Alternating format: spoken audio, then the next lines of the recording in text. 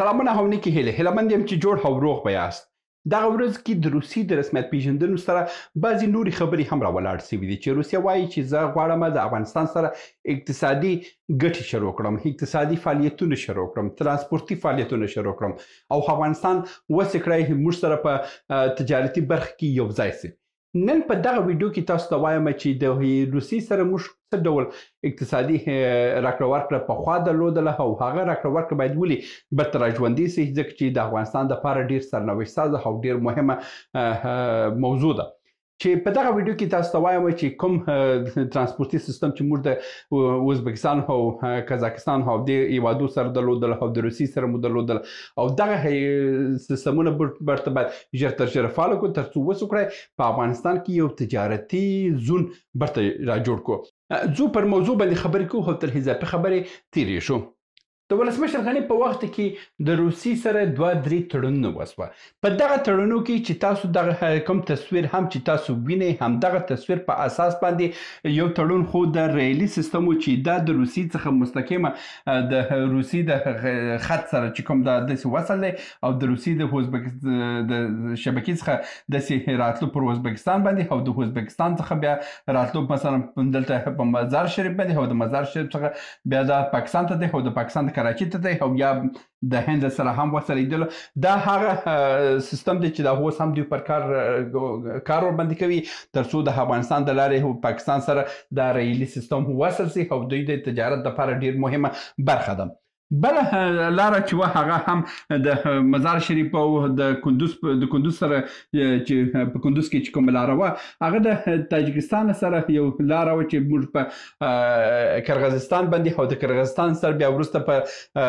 قزاقستان او د قزاقستان سره همداسې په مغولستان او مغولستان سره بیا وروسته پر هغه باندې د چین سره وصلېدو دا لاره وه. او بله لاره هم چې وه دلته د داسه لاره وه چې واخان لاره وه. د واخان لاره چې دلته هم کار پاته دی ځکه چې د هغه دپاره ډېر پیسې پکار دی مګر اوس موږ دغه د ازبکستان لارې ته موږ آماده یو.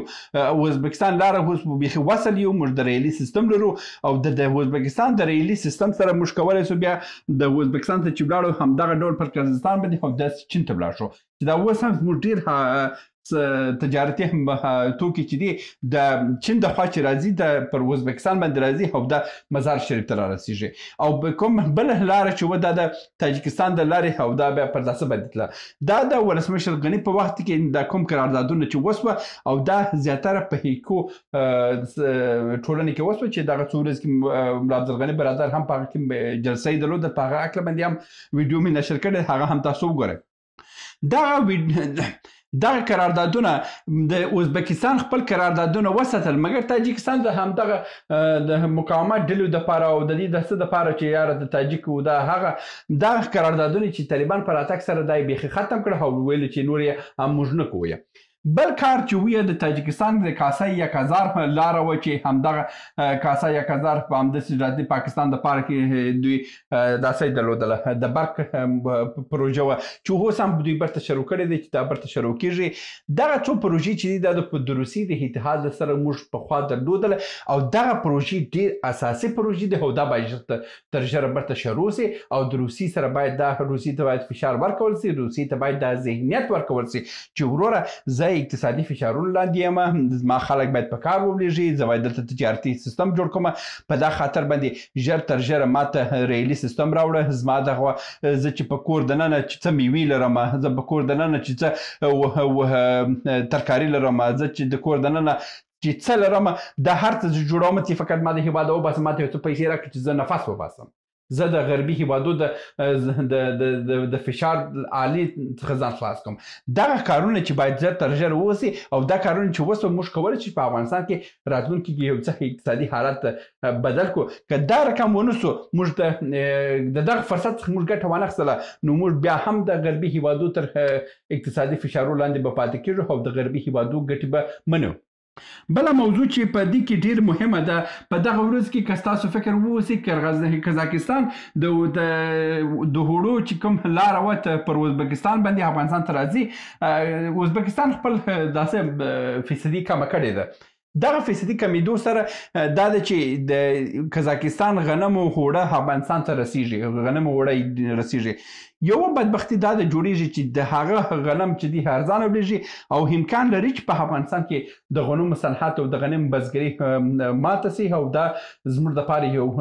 ناورین جوړېدلی سي خو دا باید دولت کنټرول کړي چې نرخونه هم ډېر ونه ولیږي چې زموږ بزګر بېزاره سي او نه هم ډېر پورته سي چې خلکو ته ډوډۍ ونه رسېږي دغه یو انډول باید وساتل چې موږ زراعت هم برابر سي زموږ تجارت هم برابر سي اوس راځم په بلې موضوع باندې چې ټوله نړۍ د روسیې د هماغه برخو څخه ګټه اخلي روسیې چې د روسیې او کازاکستان دغه دوه هیواده چې دي په څو برخو کې ډېر مهمه دي یو د غنمو ډېر قوي صنعتونه دي چې د نړۍ ډېر غنم د کازاکستان روسیې او اوکراین او بلاروس د دغه هیوادو څخه د نړۍ ډېر یعنې 50% غنم هم که ووایم د نړۍ له همدغه درې هیوادې پوره کوي نو که راسو غوړیو په برخه کې دغه د جوار غوړی چې دي د لمر ګلونو غوړي چې دي دغه درې ډول دوه غوړي او یو هم د داسې چې دي د غنم چې دي دا په د روسي کازاکستان او قرغیزستان او د خپل روسي چې د ډېره غني ده موږ کولی شو چې د همدغه هیوادو څخه غنم راوړو دلته یې هوړه کړو چې کله مو هم هوړه کړه پاکستان خپل د همدغه د سمندر له لارې همدا کار یې کولو راوړل یې هوړه کول خو برته پر افغانستان باندې خرڅول موږ دا کار کولی شو چې دا هوړه راوړو په مزار شریف په کابل او په نورو ولایتو کې دا هوړه کو د افغانستان په ساخت هوړو په نامه باندې پاکستان ته واستوي ایران ته واستوي نور هیوادو ته هند ته واستوي دا کار که موږ وکړو موږ د اقتصاد خلک به په کار ولري او موږ دپاره ډېر ګټه ده بل خبره دا ده چې د غوړو خبره ده دلته روسیه او دغه سیمې هیوادونه چې دي په جوار او د ګلانو په صنعت کې ډېر د لمر ګلانو په صنعت کې ډېر قوي دي دغه هم که موږ راوړو دلته د غوړي جوړ کړو او د غوړیو بسته وکړو او موږ دا نور هیوادو ته واستو د همدې حدرس څخه موږ ډېر پیسې ګټلی سو نو دغه دی چې زموږ دپاره یو ستونزه ده چې زموږ دغه حکومتونه زیاتره په همدغه ځای فکر کې دي چې موږ سره کم کولی چې د نورو هیوادو څخه خیراتونه هم کومکونه همدغه ته وي یعنې که یو سم حاکم په افغانستان کې پیدا سي د افغانستان د دغه ترانسپورتي او د دغه نورو هیوادو د زراعتي محصولات څخه دومره ګټه اخیستلی سو چې موږ میلیارډ ډالر په د همدغه د نور هیوادو په پروسس کې موږ کولی شو چې پیدا کړو خپل زراعت خو لا پرېږدو چې یعنې خپل د دغه نور هیوادو په تجارت باندې یعنې د چین څخه مثلا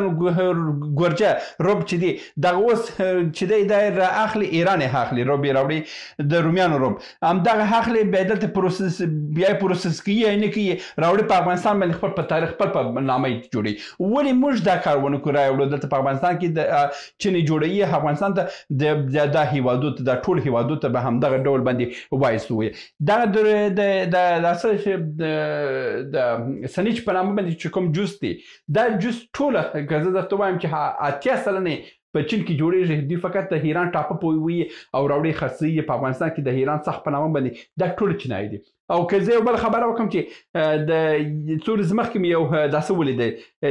د چین یو کمپنۍ کې مې ولیده چې د ایران څاخ په نامه باندې هلته د جنریټر شان جوړېږي جنریټرونو دپاره فلکونه جوړېږي هغه شان جوړېږي او دا د ایران ټاپه وي او د ایران بیا راوړي پر افغانستان او په عراق او په دې هیوادو باندې خپل په نامه یې تېروي او دا کار موږ هم کولی سو خو راوړو ټاپه د افغانستان په نامه او د افغانستان د مرز سرحدات څخه راوړو د چین څخه راوړو افغانستان ته او بیا نور په نور هیوادو باندې انتقال کړه دا کار موږ هم کولی سو نو دغه کارونه چې دي د روسیې سره باید ترانسپورتي راکړه ورکړه شروع سي لارې ژر جوړ سي